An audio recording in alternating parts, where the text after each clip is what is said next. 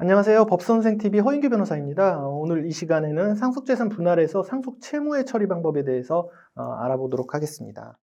상속재산 분할의 대상으로 상속채무가 될 수 있느냐에 대한 문제인데요. 말이 좀 어렵지만 쉽게 얘기해서 상속채무에 대해서도 상속재산 분할 심판에서 법원에 이 분할 비율을 결정해달라고 할 수 있느냐? 결론적으로는 그렇게 할 수가 없습니다. 흔히 이제 상속재산 분할 과정에서 발생하는 오류가 한 두 가지 정도가 있는데요. 상속채무를 구체적 상속분에 따라 책임져야 한다는 생각입니다. 상속인들이 보통 이제 상속채무도 이제 상속재산도 법정 상속분이 아닌 뭐 특별수익이나 또는 기여분에 따라서 이제 비율이 변동이 된다면 상속채무 또한 법정 상속분이 아닌 그 변동된 비율에 따라 책임져야 된다고 생각하시는데 결론적으로 상속채무는 항상 법정 상속분으로 책임을 져야 되는 것으로 결론이 납니다. 그래서 계산하는 과정에서 이런 상속채무가 있는 경우에 적극재산이 있고 뭐 대출채무가 있다면 대출채무를 빼고 남은 재산을 가지고 서로 어떻게 나눌지를 논의를 하시는데 물론 협의 과정에서는 그렇게 계산하는 게 가능할 수 있습니다. 그러나 협의가 안 돼서 상속재산 분할 심판으로 가게 되면 가정법원은 상속채무에 대해서 관심도 없습니다. 오로지 적극재산만 가지고서는 특별수익과 기여분을 고려해서 구체적 상속분을 구하고요. 상속채무는 그와 관계없이 채권자에 대한 관계에서 항상 법정 상속분 비율대로 책임을 져야 된다는 거. 그래서 이 상속재산 분할은 어떤 잠정적 공유를 확정적 공유로 확정하는 절차인데 상속채무는 특별수익이나 기여분에 영향 없이 항상 법정 상속분 비율로 확정이 된다. 그래서 상속재산 분할 심판에서는 적극재산만 판단을 한다는 것이 다수설일 뿐만 아니라 판례의 태도이기도 하다는 것입니다. 그렇다면 상속인들 간의 이 상속채무에 대해서 협의할 수 있습니다. 어떤 대출채무가 있었을 때 이 대출채무를 A가 대신 책임져 라고 당사자끼리 A만 단독으로 책임져 당사자끼리 합의할 수 있지만 이거는 당사자 간 효력만 있는 것이지 어떤 채권자에 대한 효력은 없습니다. 그러나 이거는 이제 면책적 채무 인수라고 할 수 있죠. 채무를 인수받는 거죠. 내가 책임져야 될 지분을 딴 사람이 책임지는 거니까 채무를 인수하는 것이라서 민법 454조에 따라서 채권자가 승낙을 하면 그렇게 효력이 되는 겁니다. 예를 들어서 대출채무에 대해서 어떤 단독으로 책임지기로 했고 은행이 동의를 한다면 인수의 효과가 있는 것이죠. 근데 승낙이 없다면 이러한 협의는 당사자 간에 효력이 있다는 것입니다. 사례로 한번 상속채무가 있는 경우에 상속재산 분할 사례를 한번 보겠습니다. 피상속인 명의의 재산가액이 현재 5천만 원 남아있고 배우자 A와 자녀 B씨가 있고 자녀 B한테 2천만 원의 이제 생전증여를 한 사안입니다. 그리고 상속채무로 은행 대출채무 3,500만 원이 있다라는 전제하에서 어떻게 분할이 되는지 한번 보시겠습니다.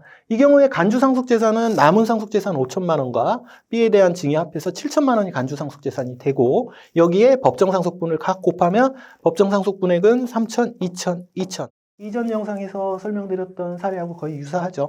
이렇게 됐고 여기에서 이제 특별수익을 빼면 구체적 상속분이 되는데 배우자 A와 C는 특별수익이 없기 때문에 법정 상속분이 그대로 구체적 상속분이 되고 B 같은 경우에는 특별수익이 2천이기 때문에 법정 상속분과 동일한 금액이라서 빼면은 구체적 상속분이 없게 됩니다. 남은 재산에서 가져갈 게 없다는 거죠. 그래서 남은 재산 5천만 원을 배우자 A와 자녀 C가 이렇게 가져가게 됩니다. 그렇게 되면은 이제 최종적으로 가져가는 금액이 결국은 3천, 2천, 2천. 이 2천은 생전에 받은 2천을 얘기하죠. 그런데 이런 경우에 상속채무는 어떻게 되느냐? 이 비율대로 하는 게 아니라 예를 들어서 이제 이렇게 되면 자녀 B 같은 경우에는 이렇게 얘기하죠. 남은 재산에서 자기가 가져가는 게 하나도 없는데 내가 채무를 책임져야 되느냐? 맞습니다. 뭐 억울하다고 얘기하시지만은 뒤에 말씀드리겠지만은 이미 이 상속법은 이 특별수익 2천만 원 먼저 받아간 것도 상속분을 먼저 받아간 거로 보기 때문에 불공평하지 않다라고 보는 것입니다. 이 정도 보시고요. 그래서 이제 좀 한번 판례를 한번 보겠습니다. 왜 이 상속채무가 법정 상속분대로 이제 픽스가 되는지에 대한 판례인데요. 구체적 상속분으로 하지 않고 초과 특별수익자의 경우에는 구체적 상속분이 전혀 없게 되는데 즉 내가 초과해서 특별수익을 갖게 되면 남은 재산에서 가져갈 게 하나도 없게 되는데 소극재산에도 구체적 상속분을 적용하면 즉 소극재산은 상속채무입니다. 구체적 상속분을 적용하면 초과 특별수익자는 법정 상속분을 초과하는 수중재산을 이미 받았음에도 상속채무를 전혀 분할하지 않는다는 부당한 결과가 있기 때문에 이 상속채무는 구체적 상속분을 적용할 수 없다는 판례입니다.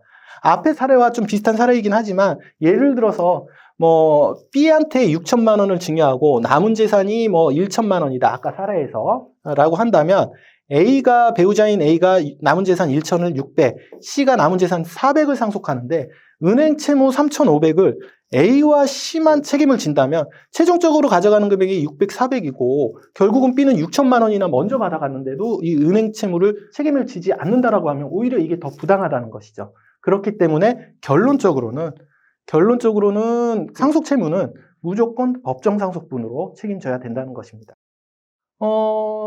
추가적으로 이러한 뭐 대출 채무도 있지만 임대 보증금 반환 채무도 이제 그 상속 재산 분할 대상이냐가 문제가 됩니다. 무슨 차이냐? 임대 보증금 반환 채무는 가분 채무가 아니라 불가분 채무라고 얘기해서 좀 논란의 여지가 있지만 대체적으로 판례는 이러한 그 임대 보증금 반환 채무도 결국 그 상속 재산 분할 대상이 아니라는 것이 이제 실무인 것이고 결국은 그 임대인이 지는 그 보증금 반환 채무가 상속이 됐을 때 법정 상속분에 따라서 임대보증금 반환 채무도 져야 된다는 걸 보시면 될 것 같습니다. 판례가 많습니다. 결론은 상속 채무는 무조건 법정 상속분대로 분할이 된다. 당사자 간 약정은 면책적 채무 인수로 은행의 승인 없이는 효력을 주장할 수 없다는 게 오늘의 이제 드릴 말씀의 결론입니다. 이상 영상 참고하시고 이런 상속 채무와 관련된 법적 분쟁에 있어가지고 어려움이 있으시다면은 언제든지 저희 법무법인 율쌤으로 연락 주시면 감사하겠습니다. 저는 다음 영상에서 다시 뵙겠습니다. 감사합니다.